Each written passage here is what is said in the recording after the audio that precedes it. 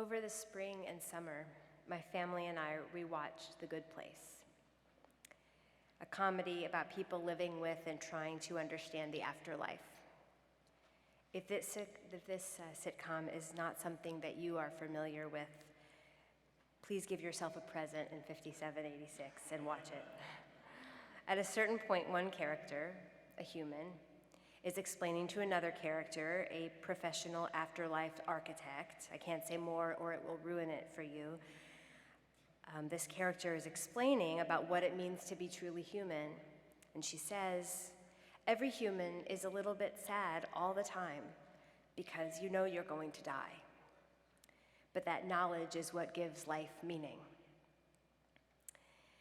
This show's brilliant creator, Michael Schur, is partly Jewish, but I don't believe he practices. However, in these two sentences, every human is a little bit sad all the time because you know you're going to die, but that knowledge is what gives life meaning. He has perfectly primed us for the real power of this day of Yom Kippur. As Rabbi Silverman so beautifully drashed this morning, we are situating ourselves during this holy day deeply inside a consciousness of our mortality. We are going to die. And the claim of Yom Kippur is that if we are more aware of that, not only will we be a little bit sad all the time, but that sadness, that awareness of the fleeting nature of it all will compel us to live each of our days better. We will have that nagging, lingering sense so important to procrastinators of all kinds that the clock is ticking. So whatever it is we're supposed to be getting done by the deadline, we better get to it.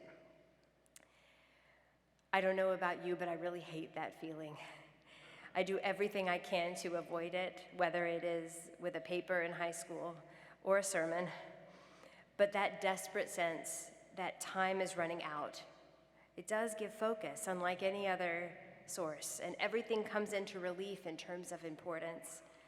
The task before me, the deadline set, and everything else will just have to wait. That is the thinking behind this day. Feel the deadline as if it were only a few hours from now. What is important to you? Focus on that. It's the same kind of pressure that, as we just studied in our last session, that mikveh creates for someone who is immersing themselves. The prayer one says underwater while your breath is held is the purest prayer because you don't have the luxury of time. And nothing jostles us out of our day-to-day disconnection from our finality and our mortality than losing someone who's dear to us. Nothing jostles us out of our day-to-day like that, which is what we all have in common here in this sanctuary today for Yizkor. The deep, profound pain of running out of time is perhaps our most universal human experience. And the work of repackaging all of that love we had yet to give into something else, something that gives life meaning after loss, becomes the greatest challenge of the rest of our lives. Sometimes we feel it minute by minute by minute. That challenge is what we must meet together as we feel the pain of grief, and also as we mine our souls for the resolve to never give up on that potential gift of grief, that life can have more meaning for its finitude. I grew up in Little Rock, and it has a beautiful synagogue. Some of you may have been there. In the sanctuary are two full-length glass windows that surround the ark on either side.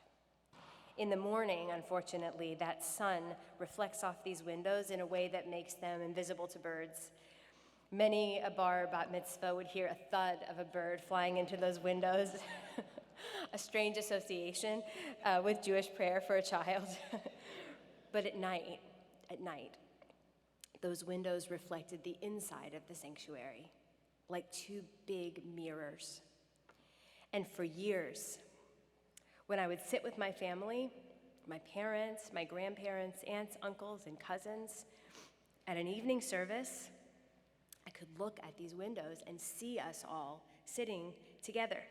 And this was a very powerful association with Jewish prayer, better than the birds. Seeing the faces of those that I loved, as if looking at a family photo throughout these services, made it impossible for me not to notice when someone wasn't there. And as time went on, of course, this is what happens. Slowly over time, the size of that reflected full-length family photo or photo of loved ones in my childhood synagogue that was the backdrop of my praying, it became smaller, fewer people in it. It was very nearly as if life and the inevitable loss of within life was right in front of my face. I share this because I suspect that we all have similar stories in a way, places and times where the impact of the passage of time is felt most acutely. Perhaps it's around a family table, holiday table, perhaps at a family simcha or celebration, perhaps in actually posing for a photograph, or at a favorite restaurant, or in an empty bed. And being in those places, even in our mind's eye, is one of the surest ways to powerfully connect with our grief and to be bowled over by the magnitude of the losses that we must endure in our lives, especially if we are blessed to live many years. But those places, those moments, are also the sacred tap-tap of Yizkor in our everyday lives, saying, grief over this loss and over the fact of loss at all is one of the most meaningful experiences of our lives.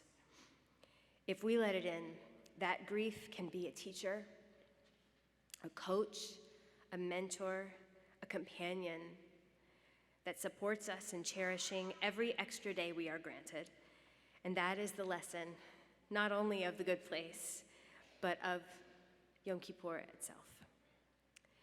As we sit together in our grief, mourning the loss of beloved people and perhaps also confronting our own mortality, the question for us is, in the words of poet-philosopher David White, how we become larger and more courageous and more compassionate through our intimacy with disappearance.